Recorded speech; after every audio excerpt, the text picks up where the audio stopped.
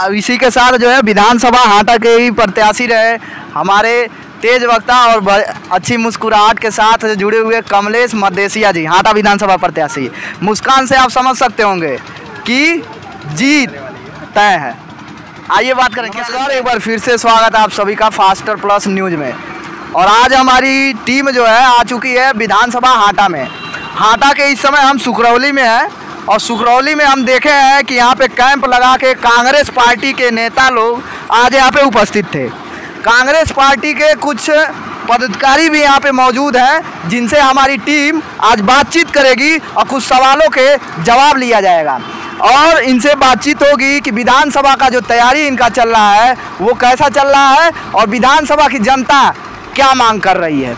आइए सीधा बातचीत करेंगे कि कांग्रेस के पदाधिकारी हैं। क्या नाम है सर? मैं हिमांशु मिश्रा, भावी प्रत्याशी के रूप में कांग्रेस पार्टी से टिकट का दावेदार हूँ। 334 विधानसभा हाटा से। क्या लग रहा है आपके विधानसभा के लोग क्या मांग कर रहे हैं? हमारे विधानसभा के लोग वर्तमान में महंगाई से त्रस्त हैं, अपराध जितने हो गए हैं अपराध से त्रस्त हैं और भ्रष्टाचार कूट कूट के भरा हुआ है। तो आप जब आएंगे तो क्या ये भ्रष्टाचार महंगाई कम होगी? बिल्कुल कम होगी। सुन लीजिए, महंगाई कभी कम नहीं होगी। महंगाई एक प्रगति में वो महंगाई का भी योगदान है, लेकिन आम जनता का की कमाई भी उसी अनुरूप बढ़नी चाहिए। लेकिन 400 भूल गई, अब उस 400 को कांग्रेस पार्टी कार्य रूप देने का। आज सुकरौली में कांग्रेस पार्टी का एक ऐसा कार्यक्रम है। यह कार्यक्रम यह हमारे पार्टी का ही आनुषंगिक संगठन है, रानी लक्ष्मीबाई महिला संगठन, जिसकी राष्ट्रीय अध्यक्ष कुमारी ममता सिंह हैं और वह पार्टी की महिला उपाध्यक्ष भी हैं और इनके द्वारा NGO चलाया जाता है जिसके माध्यम से ये गरीब महिलाओं को अपने साथ जोड़ती हैं, मजलूम महिलाओं को मदद करती हैं। जहाँ जहाँ जो इस महिला कंबल का वितरण भी किया गया है। जी जी जी। लेकिन चुनाव नज़दीक है, कुछ लेना देना है क्या? यह आप संभवतः भूल कर रहे हैं। यह कंबल वितरण आप पता कर लीजिए महिलाओं से, आज से नहीं है। यह जब से इनका संगठन है तब से यह कंबल वितरण का कार्यक्रम और सिलाई मशीन का वितरण करती रही हैं। इसका चुनाव से कोई लेना देना नहीं है। अच्छा, तो ममता सिंह ऐसा कार्यक्रम अगर आयोजित कर रही हैं उसके लिए ममता सिंह के लिए आप क्या कहेंगे? ममता सिंह जैसे महिला जिस महिला समाज में रहेंगी निश्चय ही महिलाओं का कोई शोषण नहीं होगा, महिलाओं के साथ कोई अन्याय नहीं होगा, महिलाओं के साथ कोई अत्याचार नहीं होगा। महिला जैसे ममता सिंह जैसे महिलाओं का। तो ममता सिंह भी ये यहाँ हाटा विधानसभा से जो है तैयारी में लगी हुई है। जी जी बिल्कुल लगी हुई हैं। यह तो ये अच्छी बात है, पार्टी है, हम कांग्रेस पार्टी के लिए हम सब लगे हुए हैं। सबका अपना अपना अलग अलग तरीके का योगदान है, सब लोग अपने अपने तरीके से योगदान कर रहे हैं। पार्टी जिस किसी को भी विधानसभा का टिकट देगी हम सब एक होकर के लड़ाई लड़ेंगे। आपकी विधानसभा की तैयारी कैसी चल रही है? हमारी विधानसभा की तैयारी जो कोई भी जिम्मेदारी पार्टी ने दिया है, वर्तमान में महा सदस्यता अभियान चल रहा है। हम लोग गांव-गांव घूम करके सदस्यों कांग्रेस पार्टी से सदस्य बना रहे हैं, जोड़ रहे हैं लोगों को। कांग्रेस पार्टी के नीतियों को सबसे बताया जा रहा है, प्रचार प्रसार किया जा रहा है। क्या गठबंधन की सरकार को मात देगी आपकी कांग्रेस? गठबंधन के बारे में मेरा अपना विचार है कि सारी पार्टियों को भाजपा को सही भाजपा सहित अन्य पार्टियों को भी कांग्रेस का यह जो शांतिमय तूफान है इसका आभास हो चुका है। इस शांतिमय तूफान से बचने के लिए यह एक नाव पे सवार हो रही हैं और एक प्रदर्शन कर रही हैं कि हम संगठित हैं, हम एक हो करके चुनाव लड़ रहे हैं। अंत में अपनी तैयारी को लेके समस्त विधानसभा की जनता से क्या अपील करेंगे? हम निश्चय ही समस्त जनता से यह अनुरोध करेंगे, यह प्रार्थना करेंगे कि 32 साल कांग्रेस के विहीन उत्तर प्रदेश सरकार रहा है। आप एकदम खासकर नौजवानों के जो 40 साल तक के उम्र को हैं, वो उनको पता ही नहीं कांग्रेस पार्टी की सरकार थी कैसे या होगी कैसे। जब तक प्रदेश में नहीं रहेगी उनको आभास ही नहीं होगा पार्टी क्या है। इसलिए कांग्रेस की नीतियों के साथ नौजवानों को भी हम अच्छी से संख्या में जोड़ रहे हैं ताकि वो कांग्रेस को अवसर दे, और तब जा कर के समाज को पता चलेगा कांग्रेस पार्टी का सत्ता कैसा है, बेहतर है या नहीं। तब वो कोई साथ जो है यहीं पे हमारे साथ मौजूद हैं संतोष कनौजिया, जो कांग्रेस पार्टी के जिला सचिव हैं। इनसे भी कुछ क्वेश्चन होंगे, कुछ सवाल होंगे, जिसका जवाब हमारा फास्टर प्लस न्यूज़ इनसे जानेगा। आज का ये जो कार्यक्रम रहा उसका मकसद क्या रहा? सबसे पहले तो आप मीडिया से जुड़े आप बंधुओं को बहुत बहुत धन्यवाद। और आज का जो कार्यक्रम रहा ये रानी लक्ष्मीबाई सेवा संस्थान के तहत है, जिसकी राष्ट्रीय अध्यक्ष ममता सिंह जी हैं, जो अनवरत विगत लगातार 5-7 वर्षों से उनका ये संगठन काम करता है। गरीब महिलाओं को ये कंबल वितरण करती हैं। जो बच्चियाँ सिलाई वगैरह सीखती हैं तो उनको सिलाई मशीन मुहैया करवाती हैं, और हर जगह हर गांव में ये महिलाओं को इकट्ठा करके एक समूह बनाती हैं और उनकी सहायता करती हैं, और उनके हक और अधिकार की लड़ाई हमेशा लड़ती हैं ममता जी, और इसके लिए निश्चित रूप से वो बधाई की पात्र हैं। क्या लगता है कि बीच में 70 सालों से कांग्रेस पार्टी रही, लेकिन बीच में ऐसी क्या कमी रही कांग्रेस की कि भारतीय जनता पार्टी का स्पेस बना? निश्चित रूप से मैं बेबाक रूप से कहना चाहता हूं, जैसा कि मुझे जाना भी जाता है कि मैं जो भी कहता हूं सत्य कहता हूं, चाहे वो भले कड़वा हो। जब कांग्रेस के नेता जब एसी कमरों में बैठ के देश चलाने लगे और व्यवस्था देश की देखने लगे और घरों में दरबार लगाने लगे, जनता के बीच में जब जाना उन्होंने बंद कर दिया, जब जनता से उनकी दूरी बढ़ गई तो जनता ने उनसे दूरी बना ली, और आज वही कारण है कि उत्तर प्रदेश में हम विगत 32 वर्षों से सत्ता से बाहर हैं। क्या लगता है कि आने वाले समय में कांग्रेस पार्टी के नेता फिर एसी वाले रूम को नहीं छोड़ेंगे? नहीं, जैसे 32 साल का वनवास बहुत बड़ा वनवास होता है, और अब चूंकि अब उनको भी एहसास हो गया है कि जब तक हम धरातल पर उतर के राजनीति नहीं करेंगे, लोगों के बीच में नहीं पहुंचेंगे, लोगों की समस्याओं से रूबरू नहीं होंगे और उनका निस्तारण नहीं करेंगे, तब तक जनता हमको पसंद नहीं करेगी और न हमको सत्ता देगी। क्या लगता है कि कुछ परिवर्तन आएगा? निश्चित रूप से जब से हमारी राष्ट्रीय महासचिव प्रियंका जी ने उत्तर प्रदेश का मोर्चा संभाला है, प्रदेश अध्यक्ष हमारे अजय कुमार लल्लू जी ने जब से इस प्रदेश की बागडोर अपने हाथ में ली है, और इस पूर्वांचल ही नहीं, इस देश के फलक पे जो सबसे बड़े चेहरे हैं पूर्वांचल ही नहीं पूरे देश में, कुंवर RPN सिंह साहब, इन लोगों के नेतृत्व में उत्तर प्रदेश में बहुत तेजी से कांग्रेस का ग्राफ बढ़ा है, और पूरी तरह से उत्तर प्रदेश कांग्रेसमय होने जा रहा है। और मैं आप बंधुओं को निश्चित रूप से आश्वस्त करना चाहता हूं कि जो शोर जो आवाज़ सुनाई भी दे रही है थोड़ी बहुत बीजेपी की, वो ऑन द रोड है। जैसे आप विलेज में, गांव में आप प्रवेश करेंगे तो वहां बीजेपी का जबरदस्त विरोध है, और वहां प्रियंका जी का जबरदस्त क्रेज बढ़ रहा है, महिलाओं में जबरदस्त आकर्षण है उनका, महिलाएं बच्चियां वोट करने जा रही हैं, नौजवान भी प्रियंका जी के साथ बड़े पैमाने पर जुट रहा है, किसान जुट रहा है उनके साथ। तो हर तरह से कांग्रेस पूरी तरह से मजबूत कंडीशन में नजर आ रही है, और हम बहुत मजबूती से लड़ेंगे पूरे उत्तर प्रदेश में। गठबंधन के समय कांग्रेस गठबंधन के लोगों को मात दे पाएंगे, पार्टियों को मात दे पाएंगे अकेले?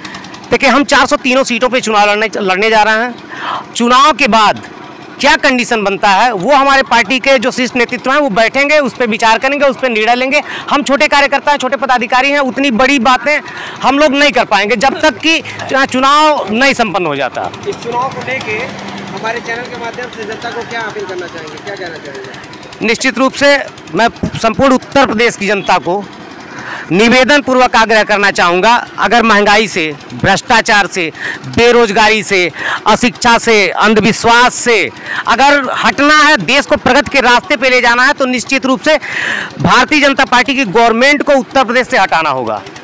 हमने नहरों की खुदाई की, ये नहरों में पानी तक नहीं दे पा रहे हैं। नरेगा हमारा, मनरेगा हमारा, खाद्य गारंटी योजना हमारी, जन सूचना का अधिकार हमारा, सारे विकास हमारे, सारे कल कारखाने हमारे, मेडिकल कॉलेज हमारे, और रेल हमारी, LIC हमारी, सब कुछ कांग्रेस ने बनाया, और ये सिर्फ बेचने का काम कर रहे हैं। क्योंकि सत्ता पक्ष का ये भी कहना है कि जो 65 साल में नहीं हुआ, जो 70 साल में नहीं हुआ, वो 5 साल में हुआ। वो सिर्फ उनके अंधभक्तों को दिखाई दे रहा है, बाकी उत्तर प्रदेश की जनता को कहीं कोई विकास नहीं दिखाई दे रहा है। मुझे तो लग रहा है कि उत्तर प्रदेश से विकास कहीं भाग गया है। के साथ जो है आप हर जगह जो भी कार्यक्रम देखते होंगे, कुमारी ममता सिंह के द्वारा ये कार्यक्रम लगाया जाता है और बुजुर्ग, असहाय और गरीब महिलाओं को कंबल वितरण किया जाता है। और जो ऐसी लड़कियां जिनके अंदर कुशल है, कुछ कर दिखाने का जज्बा है, वो अपने संगठन से जोड़ी रहती हैं। कुमारी ममता सिंह, इनसे भी कुछ सवालों के जवाब लिए जाएंगे कि ये इसके पहले इनका संगठन चलता था, लेकिन कांग्रेस पार्टी में कब से आना इनका शुरू हो गया। ममता जी, आप ये बताइए कि कांग्रेस पार्टी में आप कब से आई? जी लगभग 5 सालों से, लेकिन सक्रिय कार्यकर्ता 2 सालों से हुए हैं। ये बताइए कि आप जो है हर जगह कंबल का वितरण कर रही है, क्या लगता है कि विधानसभा का सीट आपको मिलने वाला है?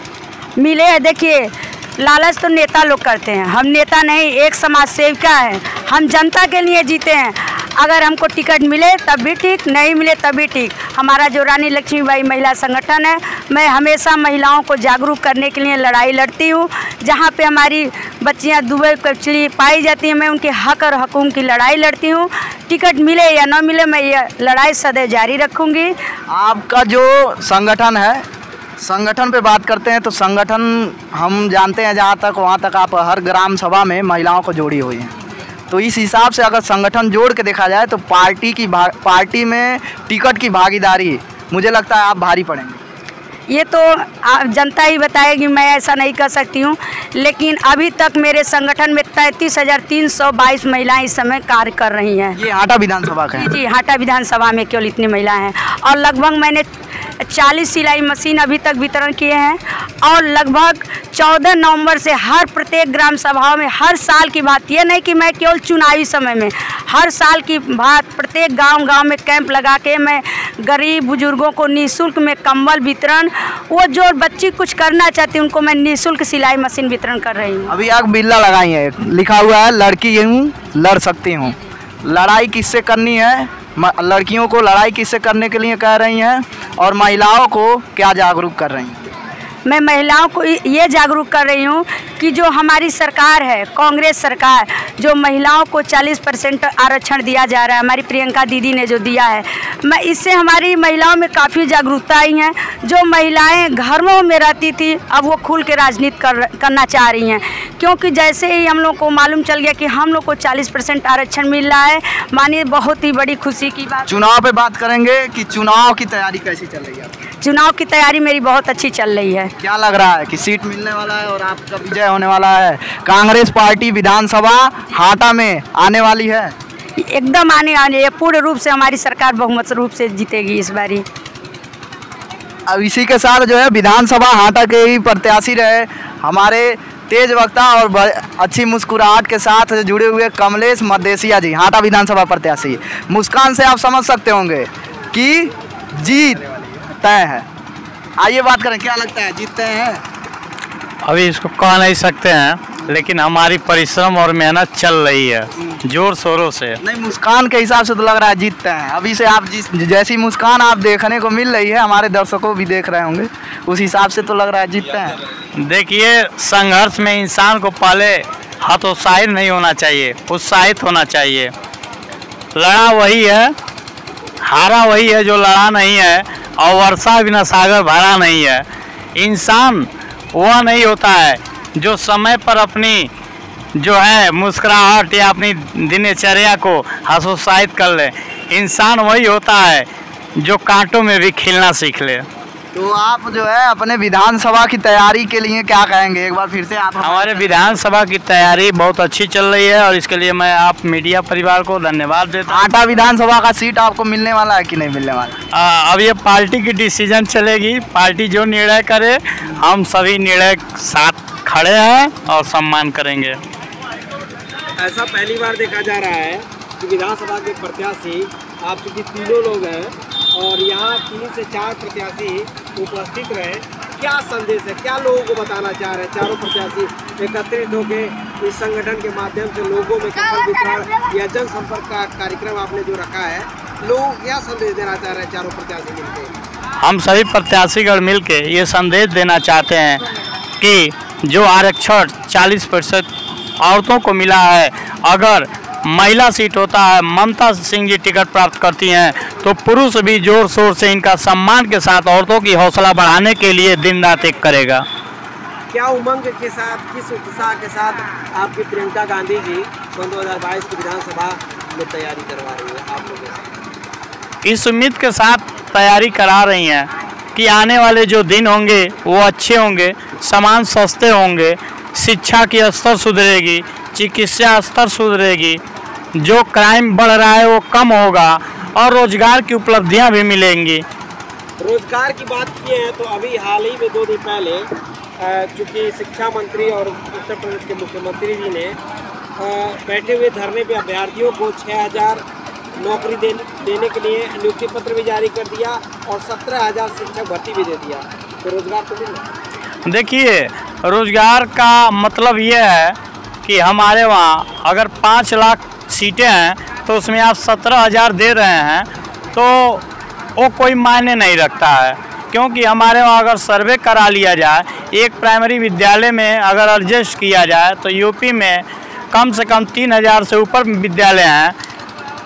अगर 6-6, 5-5 स्टाफ की आवश्यकता पड़ती है और 2-3 स्टाफ हैं तो वैसे ही 10,000 स्टाफ की सर्विस हो जाएगी। एक चीज़ हम जानना चाहेंगे, 182 दिन बैठने के बाद धरने पर जिस अध्यापकों को कलम चलाना चाहिए, शिक्षा देना चाहिए, उन्हें इंसाफ मिला है माननीय मुख्यमंत्री जी के द्वारा।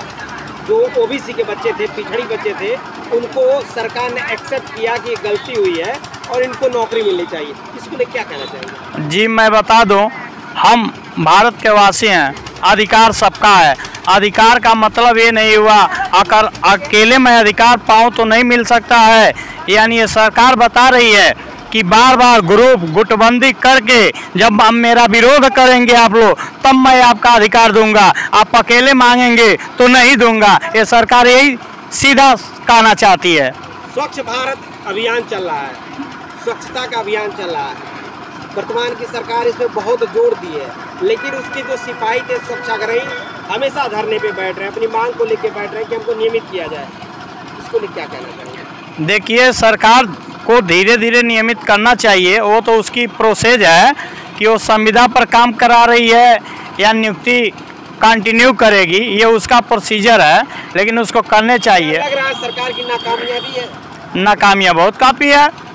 हमारे 5 वर्ष बीतने चाह रहे हैं, हर जगह का सर्वे करा लिया, हर जगह रैलियाँ हो गई, परंतु उत्तर प्रदेश सरकार जरा एक सर्वे मेरा भी करा लेगा। मेरा कहा हुआ कि किस गांव में किसके बच्चे पढ़ रहे हैं और नहीं पढ़ रहे हैं, नहीं पढ़ रहे हैं तो किस कारण से नहीं पढ़ रहे हैं, क्या ये सर्वे कराई है कभी भारत सरकार या उत्तर प्रदेश सरकार? स्वच्छाग्रही कर्मचारियों के बारे में मेरा यह कहना है कि जो कर्मचारी आपको संकट के समय, आपको जहां गंदगी ही गंदगी देश में थी, वहां उन्होंने अपना सेवा दिया और सफाई कर्मी के रूप में उन्होंने अपना स्थान ग्रहण किया, नौकरी ज्वाइन किया, काम किया। उस स्वच्छाग्रहियों को आप निकाल बाहर करना चाहते हैं। इस संबंध में एक चीज़ मैं कहना चाहूँगा, संविदा श्रमिक जो इनको संविदा श्रमिक कही जाती है, तो संविदा श्रम अधिनियम एक है जिसके अंतर्गत यह व्यवस्था है कि जो कार्य नियमित नेचर का नहीं है, रेगुलर नेचर का नहीं है, सिर्फ उसी के विपरीत आप संविदा पे श्रमिक रख सकते हैं। यह स्वच्छता तो एक ऐसा महत्वपूर्ण विषय है जो कि हर समय आवश्यक है, पूरे राष्ट्र के लिए आवश्यक है और इसी कारण भारत राष्ट्र ODF घोषित हुआ है। तो इन स्वच्छाग्रहियों को, क्योंकि स्वच्छता एक नियमित नेचर का है, रेगुलर नेचर का है, तो इनको भी नियमित नौकरी से रेगुलर सर्विस दी जानी चाहिए। इन्हीं शब्दों के साथ मैं आपके चैनल और आपको धन्यवाद देता हूं। नमस्कार। उस स्वच्छाग्रहियों को क्या कहना चाहेंगे जो अपनी हिम्मत को हार जाना, सरकार से लड़ाई लड़ते हैं? दुर्भाग्य है, यह सरकार कुंभकर्णी है। आप इस संबंध में आप लोग बेहतर जानते हैं। किसानों को जो सरकार, देखिए परिवार में बच्चे अपने हकूक के लिए गार्जियन से लड़ते हैं, लेकिन गार्जियन झुकता है और बच्चों को परिवार के मुख्य धारा में जोड़ता है। और हमारे प्रधानमंत्री जी जब किसान धरने पे बैठे तो उनको तरह तरह का पहले तो आरोपित किए, आतंकवादी हैं, खालिस्तानी हैं, पाकिस्तानी हैं, क्या क्या विशेषण से नहीं संबोधन किए। लेकिन जब चुनाव निकट आया तो 750 किसानों के मरने के बाद जब चुनाव निकट आया और उनको अपनी हार दिखाई पड़ी, इन परिस्थितियों में उन्होंने किसान बिल वापस लिया। इस संबंध में एक चीज और मैं कहना चाहूँगा, किसान बिल जो इन्होंने वापस लिया, तो किसान बिल जो वापस लिया, यह बहुत इनका लेने का तरीका भी तानाशाही प्रवृत्ति है।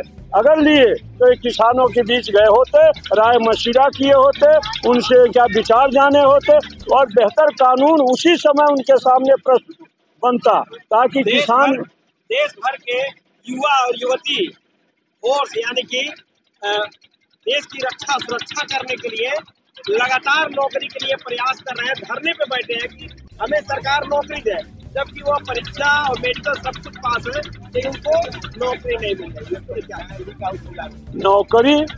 नौकरी दुर्भाग्य है, क्योंकि हमारे नियत में, सरकार के नियत में ही खोट है। आप खुद ही देख लीजिए, विगत 60 वर्षों में कितनी नौकरियां भर्ती हुई हैं, कितना हुआ। अगर सर्वे कर लिया जाए तो हर विभाग में मोर देन 60% परमानेंट नेचर के पद खाली पड़े हैं।